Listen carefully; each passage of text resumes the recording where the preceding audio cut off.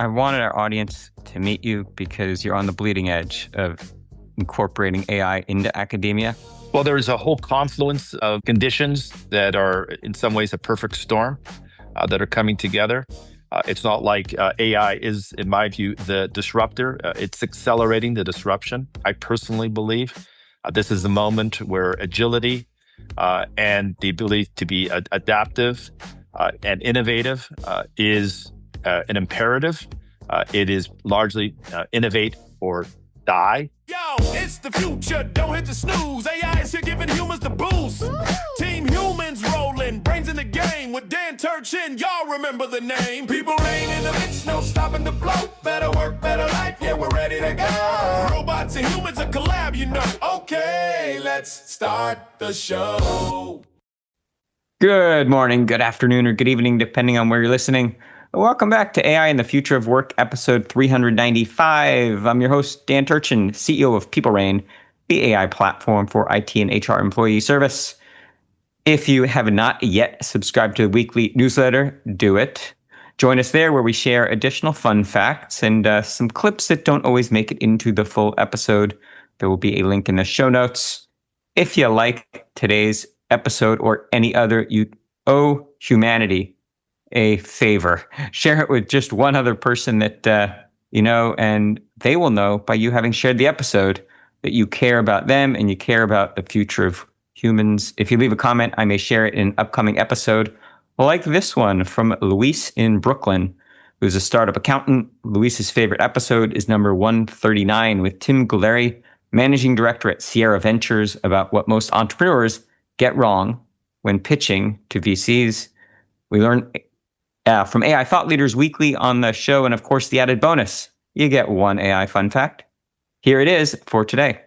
Josephine Walker writes in Axios that blue books are making a campus comeback to combat the rise of AI-generated cheating. The case for blue books looks something like this. It's a cheating deterrence. Written exams make it harder for students to use tools like ChatGPT. In real time, they help professors identify students' personal style to identify and prevent fraud. There are drawbacks, however. Inaccessibility is one of them. Timed handwritten tests can disadvantage multilingual writers and students with disabilities. This is kind of part of what the author calls dinosaur pedagogy. Critics argue that reverting to 19th century methods ignores the modern reality where employers expect graduates to be comfortable with AI tools. Blue books don't always scale. They can be impractical for large lecture halls or for the 50% of students that are taking exams online. There's also a quality of work concern. Writing is traditionally a process of revision. Timed exams may only capture rushed thoughts rather than true skill. Of course, we'll share a link to the full article. You can come up with your own conclusions. My commentary here: critical thinking and the ability to tell stories are two timeless skills that are needed more than ever to succeed in the real world outside of academia. Oral and written exams should be the norm. Even though they create more work for educators, skills learned while earning a degree should always be an accurate reflection of skills required to successfully use that degree. Using AI for research and idea synthesis is a required skill. It should not be considered cheating in academia. Similarly, plagiarizing other people's ideas or writing isn't acceptable outside academia and should also be considered cheating in school. It's time to break the old rules. For hundreds of years, the ivory tower structure and culture of classes, exams, and degrees has persisted. It's now obsolete. Skills and roles are evolving in months, if not weeks. Four-year degrees is perhaps an antiquated concept. Higher institutions have a disincentive to disrupt themselves, but expect new forms of learning and skill certification to supplement the current system within the next few years. Now, shifting to this week's very relevant conversation, Lev Gonick is the CIO of Arizona State University. Prior to that, he was the CEO of Digital C, the award-winning nonprofit focused on broadband and IoT for public benefit. Before that, he was the CIO at Case Western Reserve University. He won an ORBIE Award in 2023 as a top large enterprise CIO. In 2022, EdScoop named him a top 50 educational tech influencer. Inside Business Magazine named him one of their Power 100. In 2015, and Computer World named him a premier 100 IT leader. He received his BA from the Ohio State University, go Buckeyes, and his PhD from York University in International Political Economy. And with all of those amazing accomplishments, one thing that he has never done is been a guest on AI and the Future of Work. That's about to change. Lev, it's my pleasure to welcome you to the podcast. Let's get started by having you share a bit more about that illustrious background and how you got to where you are today. First, thanks, Dan, for having me on your podcast. Love the intro, love the provocation, and among many things in my now more than 40 years inside higher education, I've always seen myself as an academic entrepreneur and a proud disruptor. And at Arizona State University, calculated risk taking is part of what we do here. We've achieved significant scale and impact because I think we all believe in the need to disrupt or be disrupted. And I think certainly in terms of my own career and my own journey, I've always been interested in finding ways of unlocking human agency through conversation in the classroom. I spent the first decade of my career in higher education as a classroom teacher and researcher. I found in the early days, before there was an internet, if you will, that's how long and much of a dinosaur, you're talking about dinosaur pedagogy there. I was working in what I thought was the most exciting and important area of research on international commodity flows. I'm sure you were totally salivating with that.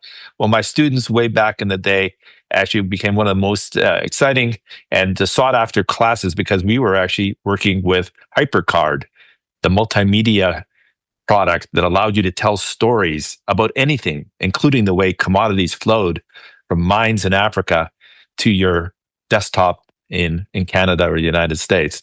And since then, I've been on a journey to find a way to unlock the opportunities that attract learners to the opportunities to be on their own learning journey.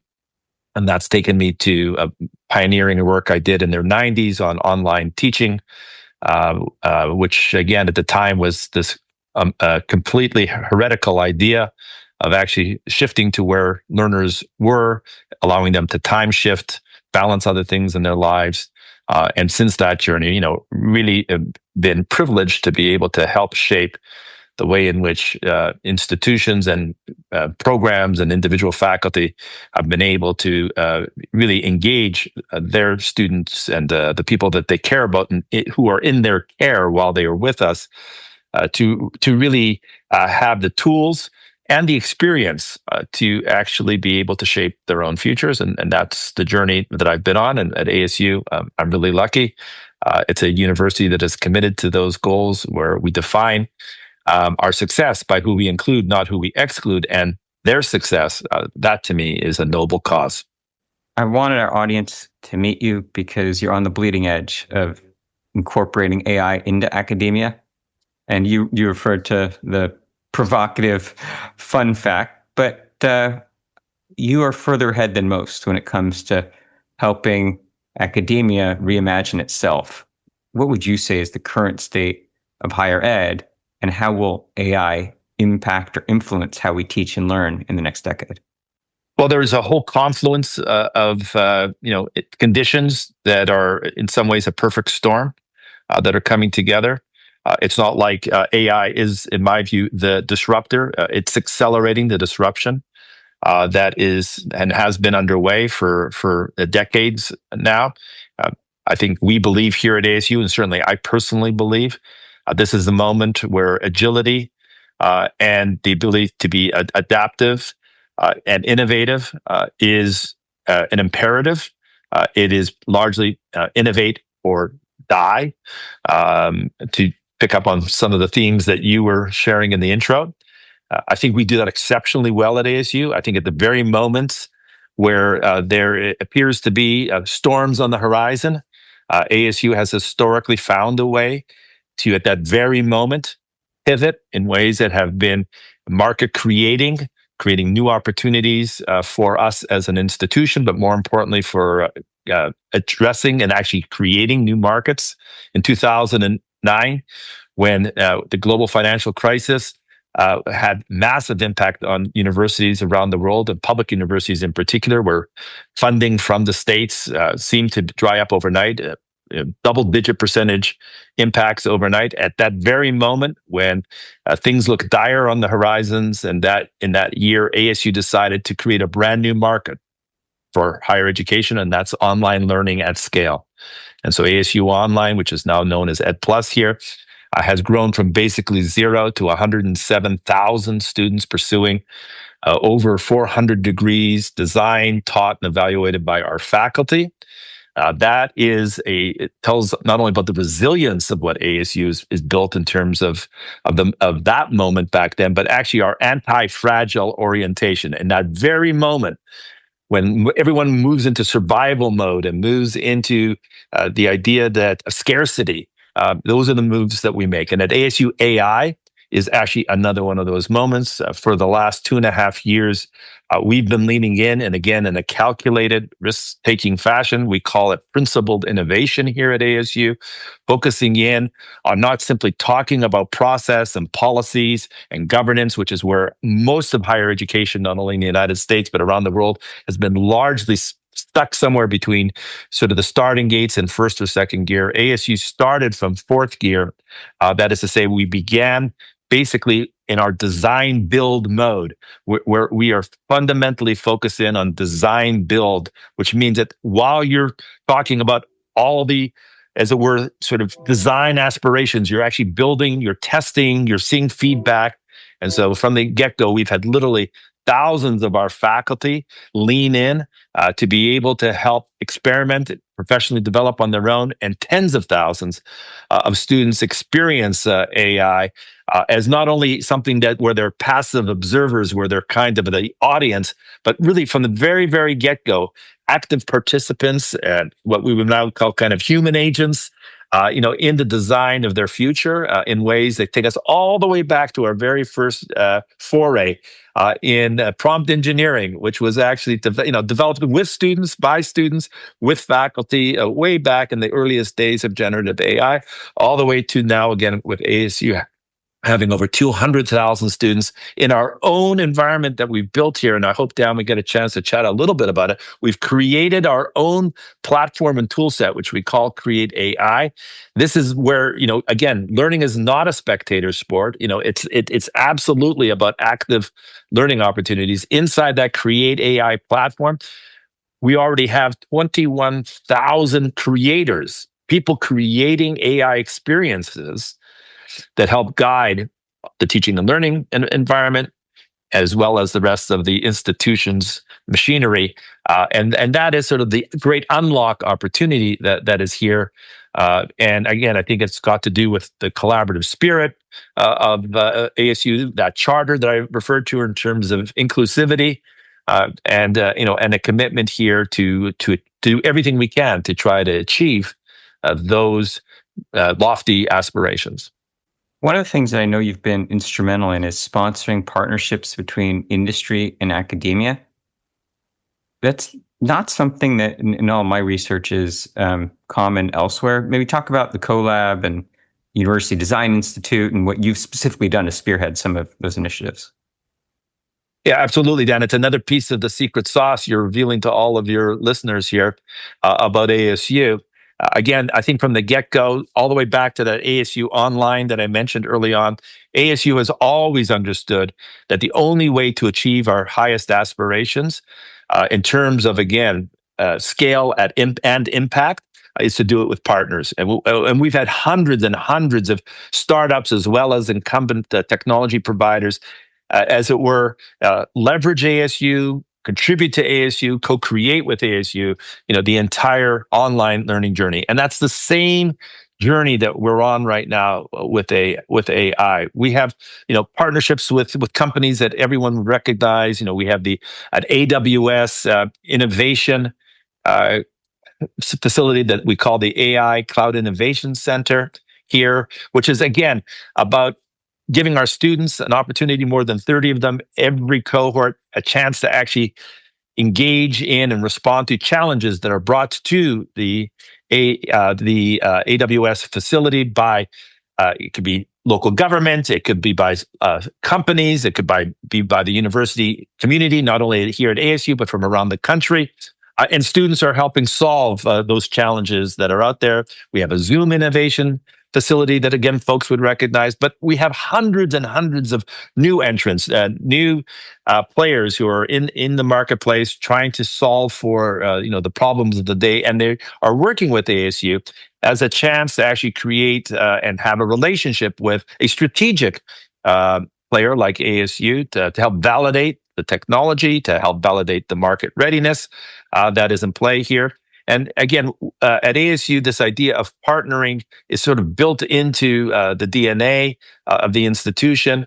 We host every year 7,500 folks at a massive global summit called the ASU plus GSV Summit. It is filled with those new players, the startups that are there. It is filled with leaders from institutions who are not only curious, but who are committed to the use of technology to accelerate their own aspirations. And it is filled with investors who are looking for the opportunity to actually find people with good ideas, marrying them with investment opportunity and new technologies that are in play. That is, again, the moment that we're in. I think universities who perhaps are a little bit more legacy oriented, who figure if it's not discovered and built here, it's not worth doing. I think that broadly speaking, at ASU is seen as actually detrimental to our students' experience and therefore to the institution's interests.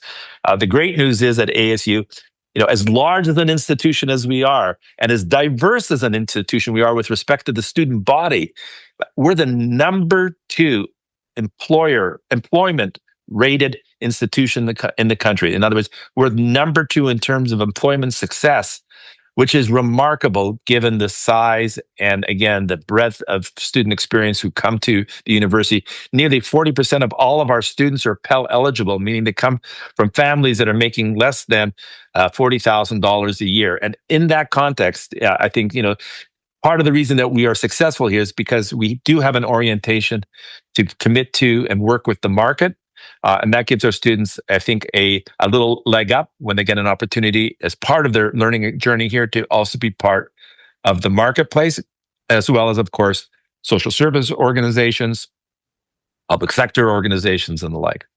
In Lev world, what amount of AI competence or skills development do you think should be required to graduate with, let's say, at least an undergrad degree? Is it an option? Should it be required? And if it should be required, what skills do you think should be required? Dan, we're in a moment right now where, again, baseball season is just about to begin, and we have spring training here in Arizona. So I'm going to leverage an analogy. Like, we're barely at the bottom of the first inning.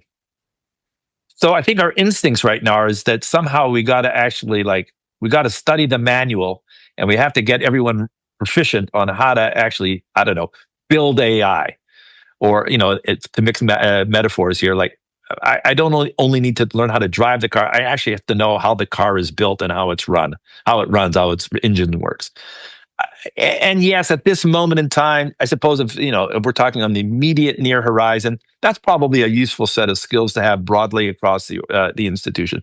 But I can tell you, in the 2.5 years that we've been at this at ASU, we have the whole game has shifted so radically. And I think in your intro, you sort of shared in your own view that, in fact, change is happened. The world is changing. AI is accelerating that change, and we have no choice but in the university to change. And I think our instincts first are to kind of go like, what does basic literacy look like for AI? And whatever it is today, it's going to be radically different from the entering class of next year, and it'll look even completely different again 6 months from then. So my point there is again that the rules of the game are changing. I think the great set of skills that we think are enduring here, the ones that may surprise you and your listeners, are actually probably not the technical skills at all. The most fundamental skill that we're already seeing having huge importance here is the ability to understand how to question and how to embed layers of questions. The art of prompting, we call it, of course, now, but it's actually the skill of knowing what kinds of questions need to be asked and how to actually embed them rather than a simple question, which is, kind of where we've been so far. If you ask the machine a question and it gives you an answer, isn't that somehow a shortcut?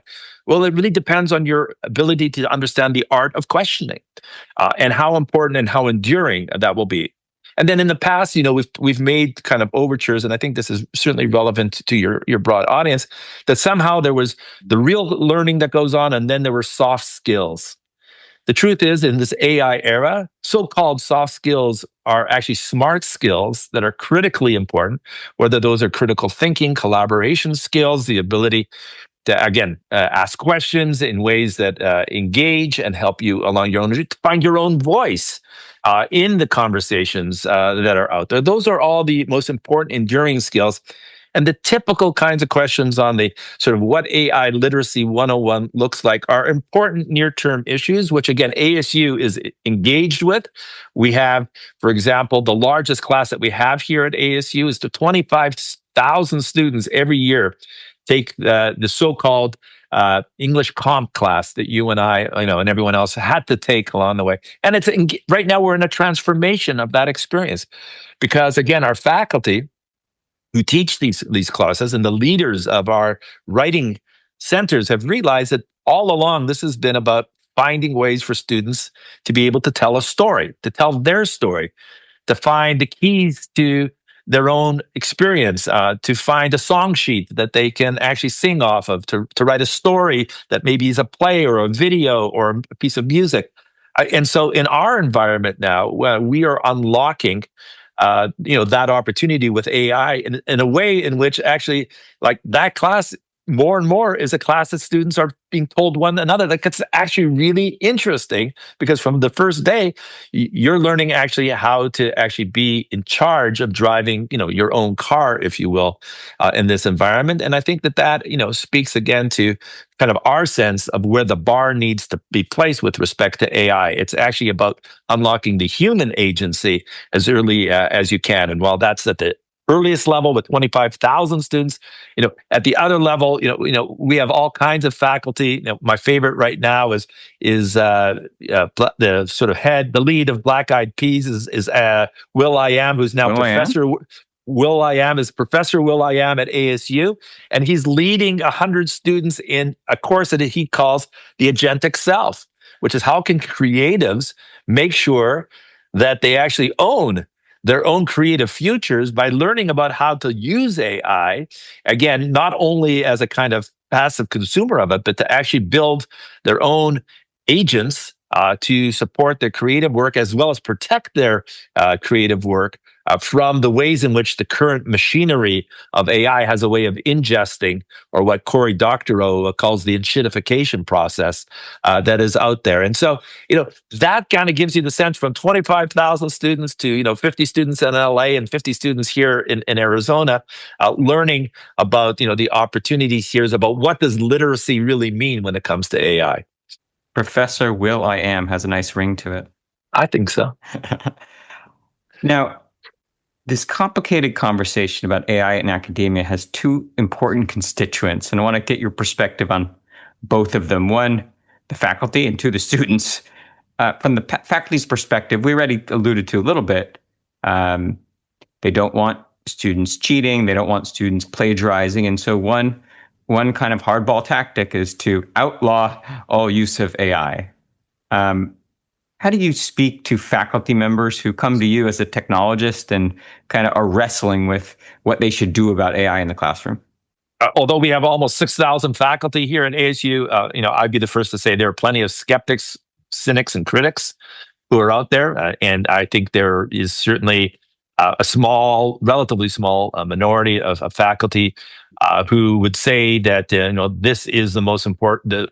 Your question is the most important question that needs to be tackled. I think the vast majority of our faculty, and we've done professional development support, and well over half of all of our faculty have participated in their own professional development. So this is not, again, a kind of a passive intellectual critique for the sake of intellectual critique. I think a lot of us, in the conversations that we have here at ASU, have really said that there's a much harder question for us to attend to. What does it mean to actually assess? What does assessment mean in the AI era? Like, what are we assessing in terms of skills and capabilities and competencies that we actually want our students, or more generally, like employees? Like, what are those skills that are meaningful? And if you think that the only way we're going to sort of figure this out is to somehow stuff the genie back in the bottle, again, our view is like AI is here. It's going to be an enduring part of our lives. Myself, I've actually been even more hyperbolic in the way I framed it, because I believe it's fundamentally about tectonic plates shifting and fundamentally the great opportunity for faculty, in my view, and I think we have thousands of them here at ASU who are, as it were, leaning into the opportunity, is to reflect on our role. And I think there are three fantastic roles that our best faculty are actually leading by example in. One is the designing of learning experiences, and we've talked a little bit today about some of those that are in play there. It's like that's a fantastic opportunity, not simply to walk in with your yellow pad, legal pad, and start lecturing notes. That's at least my experience way back in the day. I think there's an opportunity to kind of curate the context of learning, which is, where do we sit in this sort of moment in time in terms of socio-technical systems and the changes in the economy and the political and the technical worlds that we're all living in. And then, like why I got into the teaching business, when you opened up the question, like, tell me about your journey. Like, it was always about the idea that I could help students make sense of the world, the technical sense, the social, the political. So like sense making is such a fantastic opportunity for us as faculty. And again, just like we expect our students to understand that their world is changing, it's incumbent on us as the faculty of our institutions to understand that our rules are also evolving, and the opportunity we have is to shape that future. All right, Lev, you're 1 for 1. We're going to torture your baseball analogy. Let's see if you can go 2 for 2. So now from the perspective of the student. So what do you say to the cynical student who says, within 4 years, anything I learn is going to be obsolete. AI is going to take any job that exists today. So why am I going to school to get a degree to enter a workforce that will contain jobs that don't exist today? How do you defend the role, the value of academia? Well, I think that there's sort of breathless headline stuff that is out there about sort of the degree to which there is shift in the marketplace right now. I think for most families in this country, in fact, there's plenty of data to back what I'm about to say here. For most families, universities and colleges are part of still the social mobility options that are available. Most families want their kids to be better off than they are. Most want more opportunities. And it's not like universities and colleges are the only ticket to social mobility, but it's still seen as, I think, a very significant part of the American experiment. I think, our idea that we could democratize access to knowledge and to opportunity is still a great American idea. There is plenty of reasons why there is a growing minority of the population who have all the rights in the world to be critical of and dismissive of what we do in higher education. We have earned a very significant negative reputation for us being, as an industry, as a sector, not focused in on the pulse of what's going on and the impact of our orientation to being way more elitist in terms of the stories and the branding that we do. So I think there's plenty of reason for folks to be, we're critical of our role. But again, I think when the conversations are happening around the breakfast table, in terms of what what a high school student might do in the way of her future or his future. I have no doubt that at least the conversation includes a higher education, a post-secondary experience. There are going to be plenty of disruption in the marketplace.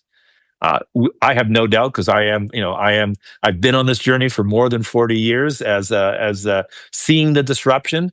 There is always a significant concern about this, jobs going away. And yes, there will be jobs that go away, but the net of it will be that with the right skills, with the right experience, with the right mindset, there will actually, on aggregate, be significantly more jobs. And the ones you want are the ones that actually are the ones that you will probably have an opportunity to be exposed to at college and university more so than just about every other option, unless you're that sort of one in a million who is, an incredible entrepreneur, credible, lucky. Maybe you come from a family with significant means and the like. For the rest of the population, these are really important conversations to be had. And I think colleges and universities have proven to be an enduring part of the American mosaic.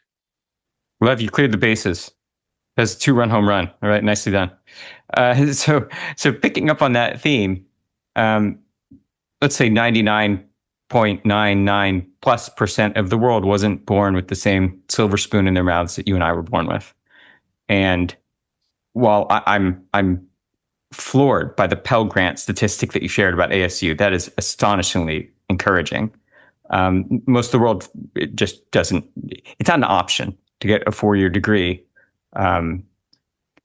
Is there a possibility that AI will, you use the term, democratize access to education to the point where potentially the rest of the world that isn't even eligible to go to a 4-year school or get an advanced degree even might have access to an ASU quality education without the ASU?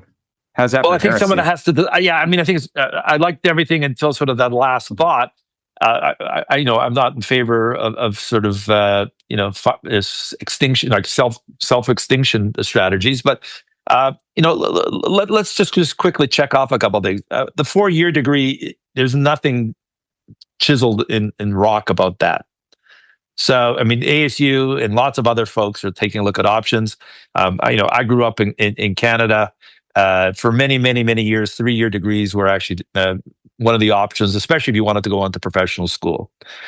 In Europe, to this day, 3-year degree. So the world doesn't come to an end. In England, to this day, 3-year, 90 credits, like that's, so that's the way it goes. So, we're going to see movement because there's no choice but to evolve. And we've been seeing those shifts, all along the way. And so, I do think that, there will be plenty of those kinds of adjustments that are in play as we respond. And I think there is, and there always has, like the most popular learning platform that is out there, as much as I'd love it to be ASU, is actually YouTube. So the market has shifted, and the question here is like, how do we meet the moment? And again, I think ASU has tried to do good things with partners like YouTube, to try to kind of say, well, if that's where the learners are, then let's engage them where they are. In study halls, the name of our project that we do with YouTube. Like, let's find a way to go where the learners are, and find ways so that as we design pathways, sure, you could stop with the YouTube short course experience, or if you're inclined, with 2 clicks, you could be on the path to actually getting a credential from ASU. And I think, I think there's a lot of value to many of the university credentials that are out there. I think ASU has earned, a value in the market, not only as an innovator, but again, as a research intensive institution where, breakthroughs in science and breakthroughs in the humanities are happening all the time. And if you aspire to marrying up your curiosity with an idea of how to actually leverage that in your daily life or in your professional development, then there's always going to be, I think, a room for universities. We've been around for more than 500 years as artifact of, or an institutional artifact of life, and will be around for the next 500 years. Dan, the central question for us inside higher education is, will we be relevant? And the conversation we've had today is, my case for making us relevant. You had me at 107,000 online students. You're growing the population, right? So you can say, Dan, you're a moron. How could you claim that the 4-year degree is close to being an artifact of the past, when in fact enrollment is growing? Well, and I'll help you on this one. At the Board of Regents meeting less than a month ago, President Crow told the board, without necessarily sharing it with his executive team, because I was in the room, told the board that even though we're now over 200,000 students at ASU, that by 2030 we will be 300,000. So growth and impact are the drivers here at ASU. And again, our aspirations here are to be sure that we're relevant to our students and their journey, and we want to earn it. I think we do a pretty good job at it. I think the market is responding in ways that suggest that we're issuing signal to high school kids, to returning veterans, to the international marketplace, to new learners who've never thought, learners who've started here at ASU but never finished, a chance to come back. Ways in which I think this is the need of again, a responsive institution at this moment in time. Again, you've got to disrupt, or you will be disrupted. Lev, we're about out of time, but you're not going anywhere without answering one last important question for me. We've had some of the most respected, accomplished CIOs, chief information officers on this podcast, and you do not sound like any of them. Most of them talk about, keeping the lights on, quietly, in the background, delivering services for the employees. I get the sense that you see the role of the CIO differently, and just curious to get your sense of kind of this important time and all the real substantive bits of the conversation we've been having. How do you think about your role, and maybe even more broadly, the future role of the CIO? Well, Dan, when I started off in this career path for myself, as I shared with you and your listeners at the beginning, I came out of the classroom experience, and I always thought that CIO meant career is over, as the kind of shorthand. And in my own path, which, in higher education, there is no traditional path into the CIO world. We are, from all kinds of different walks of life. I obviously have a a huge responsibility operationally for, supporting one of the largest institutions in the country. We are easily the size of a mid-American city, with campuses here in Phoenix and Los Angeles, Washington, 35 partner campuses around the world. All the demands of a $1 billion research enterprise. So there is plenty of responsibility in the operational area. But I think, I have long felt, and maybe this was the attraction of ASU to me, and certainly was my attraction to ASU, is that that's a necessary but insufficient contribution of the CIO. We need to be involved in all the operational details. Nothing else will happen if we don't get that right most of the time. But we also have to be involved in strategy and tactics. And at ASU, being a kind of design build organization, there's plenty of opportunity here to not only do the build and the operate. You can also be involved in the build and the design activities here. And I think that, in the future and in the present, I certainly know, thousands of CIOs across my network. I think the best of us are trying to wake up in the morning and see ourselves in the mirror as operators, and not instead of, but operators, and these other pieces of the challenge that are out there. Because again, I think that it's one of the great privileges of being a CIO at a great American university. We see more of the change that is happening across the enterprise than just about anyone else at the institution, perhaps save the president. if you will, and maybe a handful of other leaders who really get to see the pan enterprise view. And we can be a force for not only good, but we can be a force to accelerate the highest aspirations if we see ourselves in that and both rather than either or mode. Brilliant. For all the future CIOs out there who are listening, that's the playbook for the new CIO, which is not career is over. Far from it. Take it from your new friend Lev. Hey, this is a lot of fun. Thanks for hanging out. Where can the audience learn more about you and the great work that you and your team are doing? Great. Well, the generic website, which still some folks apparently like to know about, is www.asu.edu. AI.asu.edu is kind of how listeners can take a look at all the work that we've been doing in the AI space. Personally, easy to find me on LinkedIn. I actually publish every other week with my team a little bit of a thought piece on the future of what I call tech ed revolution that we've been talking about today. Welcome people to join us on that particular platform and get feedback along the way. And hey, Dan, thanks for the opportunity to join you. Absolutely, my pleasure. And thanks to your team, by the way, for great prep. We'll make sure we share all those links in the show notes. And gosh, this one sped by, but it's been a lot of fun. That is all the time we have for this week on AI and the future of work. As always, I'm your host, Dan Turchin from People Reign. And of course, we're back next week with another fascinating guest. Yo, it's the end of the show, time to power it down. AI's the sis, but humans wear the crown. Team Human in the house, got the vibe so clever. Dan Turchin from People Reign, making us better. We learned about AI for humans. We're ready to conquer the future, that's all for now. See you next time.